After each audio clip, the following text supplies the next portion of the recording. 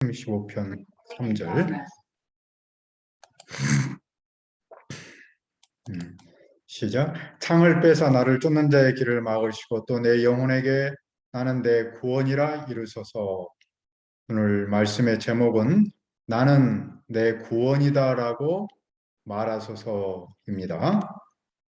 오늘의 시도 다윗의 시입니다.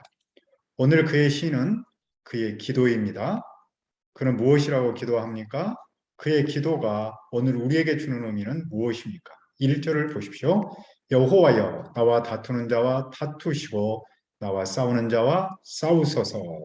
나와 다투는 자, 나와 싸우는 자는 다윗의 대적자입니다. 다툰다라는 말은 법정에서 논쟁한다라는 뜻이고 싸운다라는 말은 전쟁한다라는 뜻입니다. 다윗은 여호와께서 자기를 대신해서 대적자와 법정에서 다투고 싸우도록 기도합니다. 그는 여호와를 어떤 분으로 생각합니까? 2절과 3절을 우리 다 같이 봅시다. 방패와 손방패를 잡으시고 일어나 나를 도우소서.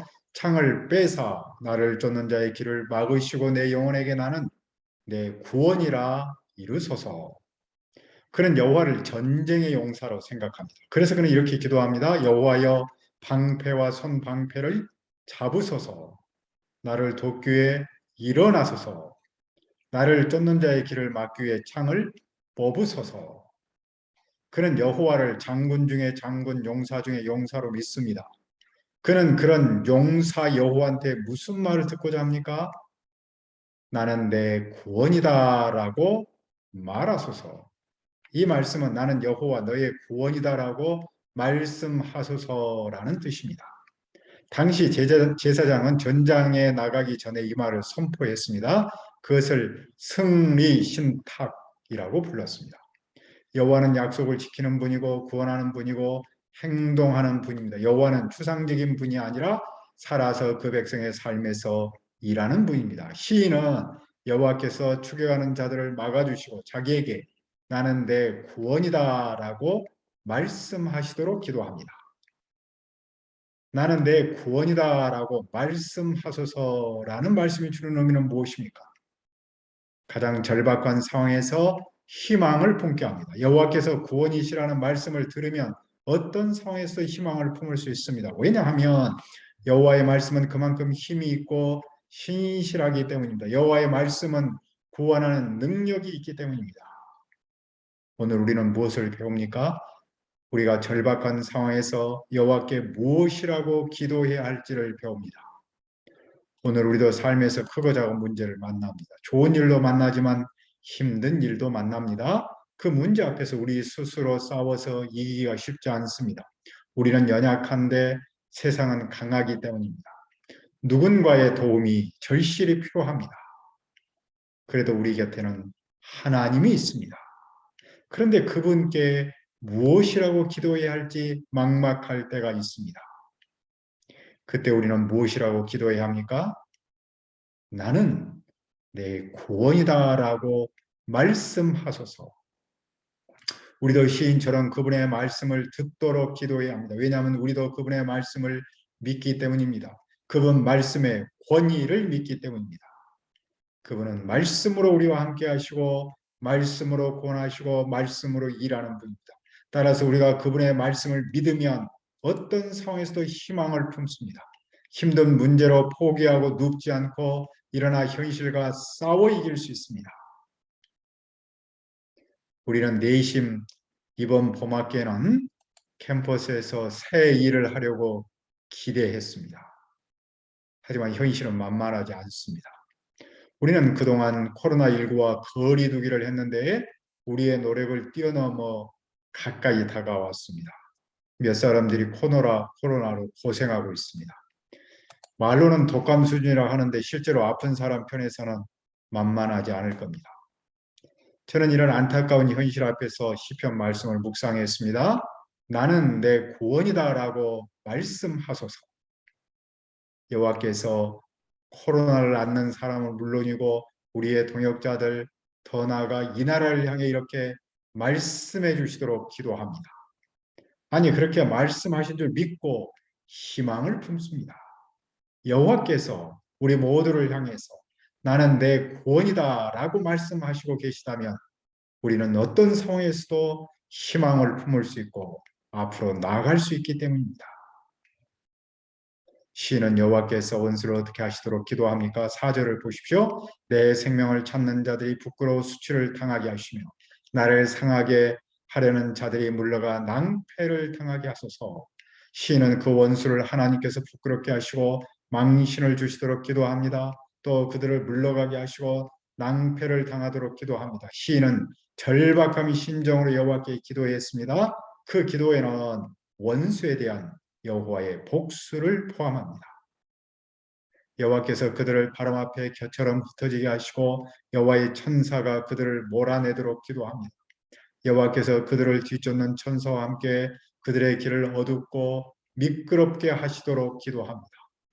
왜 원수를 그렇게 합니까? 왜냐하면 그들은 이유 없이 시인을 잡으려고 그물을 숨겼기 때문입니다. 그들은 이유 없이 시인의 생명을 뺏으려고 함정을 팠기 때문입니다. 사냥꾼이 먹이를 이용하여 그물이나 웅덩이에서 사냥감을 잡듯이 원수는 시인을 몰래 죽이려고 했습니다. 시인은 그 악인이 어떻게 되도록 기도합니까? 8절입니다. 멸망이 순식간에 그에게 닥치게 하시며 그가 숨긴 그물에 자기가 잡히게 하시며 멸망 중에 떨어지게 하소서. 시인은 악인에게 멸망이 순식간에 닥치기를 바랍니다. 시인은 자기를 거짓으로 고발하는 원수가 죄를 지은 대로 스스로 벌을 받기를 바랍니다. 시인을 잡으려고 친 그 그물에 그들이 걸려들고 웅덩이에 그들이 떨어지기를 바랍니다. 시인은 악인이 부메랑 형식의 심판받기를 바랍니다. 그러면 시인은 무엇을 합니까? 9절을 보십시오. 내 영혼이 여호와를 즐거워하며 그의 구원을 기뻐하리로다. 그러면 시인의 영혼은 여호와를 즐거워합니다. 그때 시인은 그의 구원을 기뻐합니다. 어느 정도 기뻐합니까? 그는 모든 뼈가 고백합니다.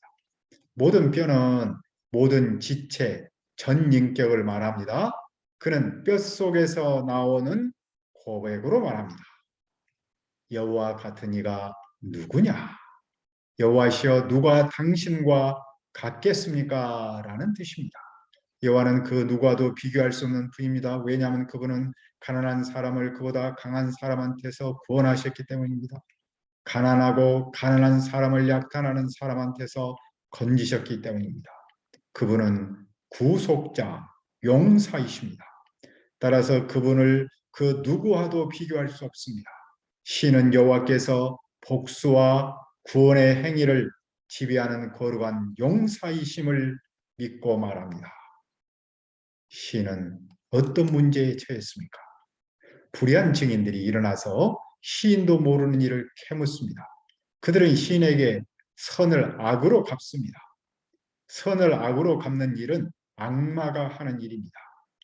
그래야 시인은 홀로 삽니다. 그러나 시인은 그들을 위해 무엇을 했었습니까? 시인은 그들이 병들었을 때 굵은 베옷을 입고 금식하며 여호와를 괴롭게 했습니다. 시인은 그들의 아픔을 함께 했습니다. 하지만 그의 기도가 그의 품으로 돌아왔습니다. 원수를 위한 그의 기도가 효력이 없었습니다. 시인은 그들을 친구와 형제처럼 대했고 몸을 굽히고 슬퍼하기를 어머니께 하듯이 했습니다. 그는 그만큼 원수일지라도 사랑했습니다. 그러나 원수는 시인이 넘어지자 기뻐했습니다. 그들은 서로 모이고 모여서 시인을 찢어서 조각을 냈습니다. 폭력배들이 시인의 주위에 모여서 쉴 새 없이 쳤습니다. 그들은 잔치에서 시인을 향해 이를 갈며 모욕적으로 조롱했습니다. 시인은 여호와께 무엇을 호소합니까? 17절을 보십시오. 주여 어느 때까지 관망하시려 하나이까? 내 영혼을 저 멸망자에서 구원하시며 내 유일한 것을 사자들에게서 건지소서. 그는 안타까움으로 기도합니다. 주님 언제까지 보고만 있으렵니까? 시인이 생각할 때에 하나님은 지금 상황을 보고만 있는 듯 했습니다. 시인의 하나밖에 없는 생명은 위태롭습니다. 그는 여호와께서 더는 무관심하지 않고 시인의 삶에 개입하기를 바랍니다. 사자처럼 행동하는 그들로부터 여호와께서 하나밖에 없는 생명을 구해 주시도록 기도합니다. 그리고 시인은 이미 그 기도를 들으신 줄 믿고 큰 모임 중에서 주님께 감사합니다. 많은 백성 중에서 주님을 찬송합니다. 그는 원수에 대해 무엇을 기도합니까? 19절을 봅시다. 부당하게 나의 원수된 자가 나로 말미암아 기뻐하지 못하게 하시며 까닭없이 나를 미워하는 자들이 서로 눈짓하지 못하게 하소서. 시인은 거짓말쟁이 원수들이 자기를 이겼다면서 기뻐하지 못하도록 기도합니다. 또 그들이 서로 눈짓을 주고받으며 음모를 꾸미지 못하도록 기도합니다. 왜냐하면 그들은 평화를 말하지 않았고 오히려 평안히 사는 사람을 거짓말로 모략했기 때문입니다. 또 그들이 시인을 향해 입을 크게 벌려서 하하하며 조롱했기 때문입니다. 그들은 자기가 목격자라고 주장하면서 거짓말을 했습니다. 그러나 누가 진짜 증인입니까? 22절입니다. 여호와여 주께서 이를 보셨사오니 잠잠하지 마옵소서. 주여 나를 멀리하지 마옵소서. 그들이 본 것이 아니라 여호와께서 친히 보셨습니다. 그들이 목격자가 아니라 여호와께서 참 증인입니다. 그러므로 시인은 여호와께서 침묵을 깨고 원수의 거짓 증인을 논박하시도록 기도합니다. 그리고 여호와께서 시인을 멀리하지 말도록 기도합니다. 하나님한테서 멀어지면 고난받은 일과 같습니다. 하나님이 가까이 하시면 고난에서 벗어나는 일입니다. 그러므로 그는 무엇을 기도합니까? 23절을 보십시오. 나의 하나님, 나의 주여 떨치고 계셔서 나를 공판하시며 나의 송사를 다스리소서. 떨치고는 깨어나소서입니다. 깨셔서는 일어나소서입니다. 그는 하나님께서 가만히 계시지 말고 행동하기를 바랍니다. 주님께서 자기 삶에 즉시 개입하도록 기도합니다. 특히 그는 하나님께서 재판관으로 행동해 달라고 기도합니다. 나의 하나님 일어나 재판을 여시고 시비를 가려주소서. 시인은 계속해서 무엇을 기도합니까? 하나님 여호와여 주의 공의도로 나를 판단하사 그들이 나로 말미암아 기뻐하지 못하게 하소서. 그는 하나님이 공정한 판단을 내려주시도록 기도합니다. 왜냐하면 그는 죄가 없음을 확신하기 때문입니다. 그는 원수가 자신의 불행을 두고 기뻐하지 못하도록 기도합니다. 그들이 마음속으로 아하 소원을 성취했다라고 말하지 못하도록 기도합니다. 그는 또 그들이 우리가 시인을 삼켰다라고 말하지 못하도록 기도합니다. 시인은 하나님의 공의로운 재판으로 결과가 바뀌기를 기대합니다. 그래서 시인의 재난을 기뻐하는 그들이 부끄러운 낭패를 당하고 시인을 향하여 스스로 뽐내는 그들이 수치와 욕을 당하도록 기도합니다. 그러나 시인은 자기의 의를 즐거워하는 사람은 어떻게 되기를 바랍니까? 27절을 보십시오. 나의 의를 즐겨하는 자들이 기꺼이 노래 부르고 즐거워하게 하시며 그의 종의 평안함을 기뻐하시는 여호와는 위대하시다 하는 말을 그들이 항상 말하게 하소서. 의를 즐거워하는 자들이란 신이 받은 무죄 판결을 기뻐하는 사람입니다. 신은 그들이 큰 소리로 부르도록 기도합니다. 그리고 기뻐하도록 기도합니다. 더 나아가 그들이 여호와는 위대하시다라는 말을 항상 말하도록 기도합니다. 원수는 세상의 즐거움을 자기 영혼에 돌립니다. 하지만 의로운 사람은 그들의 기도를 주님께 돌리고 그들의 즐거움을 그분을 찬양하는 데 둡니다. 그러므로 시인은 마침내 어떤 희망을 품습니까? 28절을 읽읍시다. 나의 혀가 주의 의를 말하며 종일토록 주를 찬송하리로다. 여호와의 의는 억압받는 사람을 옹호하는 데 나타났습니다. 그때 시인의 혀는 그분의 의를 말합니다. 그때 시인의 혀는 종일 주님을 찬양할 겁니다. 주님을 향한 찬양은 그분의 구원하심에 대한 감사의 표현입니다. 우리는 문제 많은 세상에서 무엇이라고 기도해야 합니까? 나는 내 구원이다라고 말씀하소서. 아멘. 은혜로우신 아버지 하나님, 우리가 이런저런 많은 문제들을 만납니다. 그러나 그때마다 우리는 연약합니다. 또 우리가 무엇이라고 기도해야 할 줄 모릅니다. 그러나 오늘 신의 기도를 통해서 한 가지를 배웁니다. 여호와여, 나는 구원이다라고 말씀하소서. 말씀으로 일하시고, 말씀으로 우리와 함께 하시고, 말씀으로 돕는 구원자 하나님 여호와를 믿고 그 말씀을 듣고 나아갈 수 있도록 도와주시옵소서. 여러 가지 코로나 상황과 여러 가지 어려운 상황이 있는 이때 이 말씀이 우리 모두에게 들리도록 하시고 이 말씀을 믿고 희망을 품고 담대하게 나아갈 수 있도록 축복하여 주옵소서. 감사하고 예수님의 이름으로 기도합니다. 아멘.